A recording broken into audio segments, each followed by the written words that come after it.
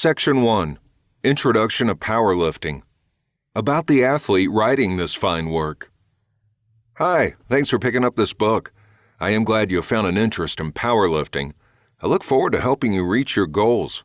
Now that might sound somewhat weird since I obviously do not know you, but it is still true.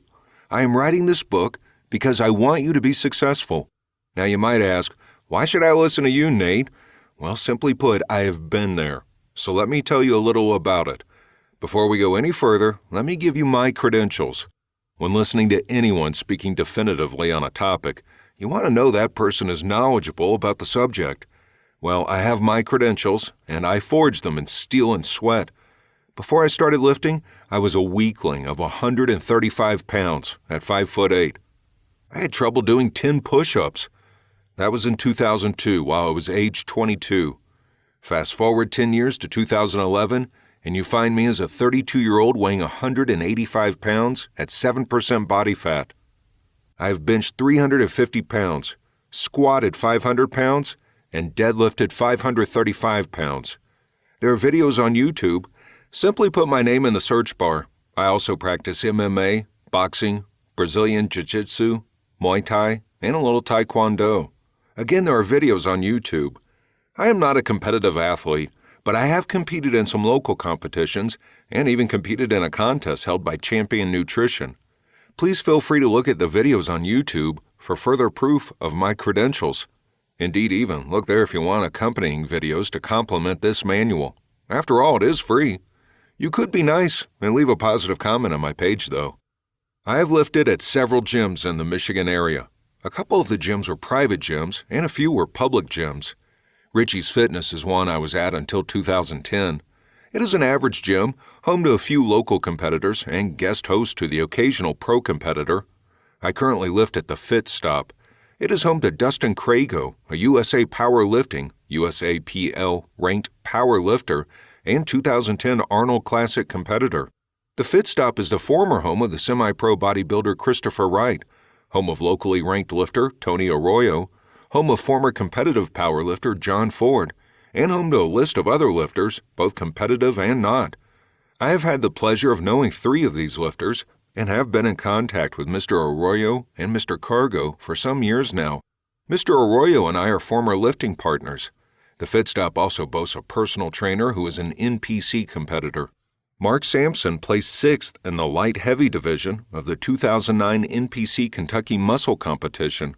Mark and I have had a number of conversations about the sport of bodybuilding and powerlifting. He is one of the nicest people you will meet. He is a personal trainer for both local Fit Stop locations. The Fit Stop is also host to Vitamin Giant, who co-host annual Midwest powerlifting events, such as the National Physique Committee, NPC, sanctioned Muscle Madness event. A gym is expanding in the Midwest. In the beginning, there was powerlifting. Okay, so maybe powerlifting was not there at the beginning of the universe, but man has long been obsessed with strength, physique, and other physical endeavors. From the caveman to the traveling strongman of the early 1900s to the modern man, strength has been a source of pride and ego. Powerlifting is a platform for many people to engage in friendly and sometimes not so friendly competition. Early strongman contests were far different from what is present today. People in the 1900s considered strongmen as circus freaks. Nowadays, things are a bit different with powerlifting having become more like any other sport such as football or basketball, although not quite as popular. Bodybuilding, powerlifting's better-built brother, is the forerunner of powerlifting. The obsession with the golden age bodybuilders, such as Arnold Schwarzenegger, Franco Columbu, and Tom Platz, helped foster the interest in the methods that got them there, and while bodybuilding is different from powerlifting, they are related. Some of the same moves used in powerlifting are in bodybuilding. Another area that helped to popularize modern powerlifting is Olympic powerlifting. Although generally referred to as Olympic weightlifting is powerlifting, just by a different name. The same mechanics that USAPL powerlifters use is the same as what an Olympic powerlifter would use. The biggest difference between the two is the types of lifts performed. In Olympic weightlifting, the snatch, clean, and jerk, and formerly the clean and press, are all performed movements. Note, the clean and press is no longer an event. In powerlifting, there are three main lifts in competition: the traditional barbell bench press, the barbell back squat, and the barbell deadlift. These are the bench press, squat, and deadlift. However, since there are other similar moves that are performed that are not included in competition, it is important to differentiate between the variations. Powerlifting becomes more popular as time goes on and with all types of people. Obviously, the Olympic-style powerlifting has brought every country into the mix. Powerlifting also crosses genders. While some people may believe it is a man's sport, which is true to some degree, there is definitely a place for women in the sport. Take, for example, the lovely ladies Melanie Roach and Kara Mohegan. Mrs. Roach and Mrs. Mohegan are fine examples of women who enjoy powerlifting. It has been said the women who lift weights become unattractive, big and gross, or some other derogatory term. Mrs. Mohegan has gained a bit of muscle, but that is what she wanted. Mrs. Roach has muscle, but she is still very feminine, with a husband and 2 kids. A further case in point is my wife Grace, who lifts, but is very feminine. She still loves her high heels and makeup. If you are a woman reading this, don't let anybody discourage you. The principles in the manual will serve you well too. Whether you are male or female, young or old, skinny, built, or fat, the concepts in here will work for you. This journey is one that any person can complete, and I am here to help you do that. In the process of working through this manual, you and I will cover a variety of material, and you will learn how to be successful. I will take you with me through some of my workouts via pictures and the text in this manual, which you can refer to in the ebook version. You will visit a few of the gyms I frequent and meet some of the people I know. You will get a taste of what I and any other hardworking powerlifters go through to meet our goals. Most of all, you will gain the knowledge you seek. Here we go. The powerlifting concept, the ability to move objects. I have heard it said that powerlifters and bodybuilders are just meatheads. A meathead is a derogatory term used to insinuate that the target of the word is unintelligent. Get rid of that notion. Anyone who is successful at bodybuilding or powerlifting, whether personally or competitively, has to be able to think or have someone to do it for him or her. Many factors play into powerlifting. It is not so unlike another sport. You must think intelligently, or lift smart, as some people would say. Lift smart is a good tagline for powerlifting. If you do not think about what you want to achieve, set goals, and intelligently take the steps to get there, you will not be successful. So keep that in mind as you go on. I imagine you are, though, since you picked up this book and are reading it. You have taken the first steps. Before you embark on your journey into the world of powerlifting and the training that will get you there, it is necessary to understand some of the concepts behind powerlifting. Powerlifting is the ability to raise or move an object with great speed or force. This is the true meaning of powerlifting.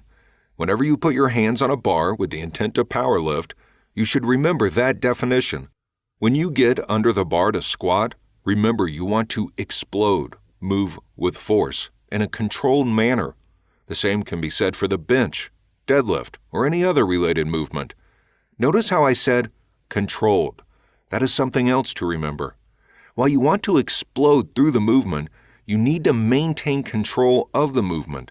That is keeping in line with the idea of safety first, but I will get into that more in later sections. Part of the powerlifting concept is that the body works as whole to complete each lift. Whether it is the bench, the squat, the deadlift, or any other relevant lift, the whole body works together to effectively complete the move. Let us take a movement that everyone has performed: running. At some point in your life, you have run. Maybe in gym class, from the cops, or maybe a crazy ex-girlfriend. I'm just kidding. Seriously though, think about running for a minute. Could you run without feet? No. Could you run without arms? Yes, but it would make it harder. Could you run without a waist? No. My point is that running requires the various parts of the body to work in unison in order to run effectively. Some parts are essential, some not so much, but each part makes the run better. The same is true about powerlifting. In any lift, there are multiple components of the body at work. The muscles are at work, but that is not the whole story. The muscles will be working, but each muscle or muscle group gets help from connective tissue found throughout the body. The ligaments and tendons play a vital role in accomplishing each lift. Connective tissue acts as stabilizers for the body and keeps the various joints hinged in place. People take this for granted each day. You, as a power lifter, need to keep this in mind when you train. An unstable body cannot lift. A joint that is unhinged cannot work. It is that simple. The last area that takes a part in completing a lift is the nervous system. The nervous system is the electrical system that powers the body, and it must work properly. We will not be concerned with the technical terms of the nervous system here. There is a lot of technical information on how the system affects the lift, but we will keep it simple. It is just good to remember that the nervous system is involved, and that the programs outlined here will improve that system. This manual will cover the 3 main lifts that comprise competition powerlifting, and one more that I find is essential. There will also be compound assistance exercises that will complement the main lifts. These assistance exercises will help you become stronger in the main lifts. While the main lifts work the essential muscles, ligaments, and stress the nervous system in the basic way, the assistance lifts will work these same muscles in different ways for increased stimulation and progress. These assistance exercises will also work muscles less worked by the main lifts. A person needs to make sure all the muscles involved in the lift are strong enough to handle the pressure. This helps to ensure success and to minimize injury. An important and often overlooked factor of any training program is diet and supplementation. This is especially true of beginners. Diet, and supplementation if needed, is an essential part of success in any training program for any sport.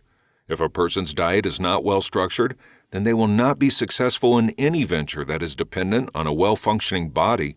A body must have fuel with the essential macronutrients, including carbs, fats, protein, vitamins, and minerals. We will only touch on this slightly in this manual.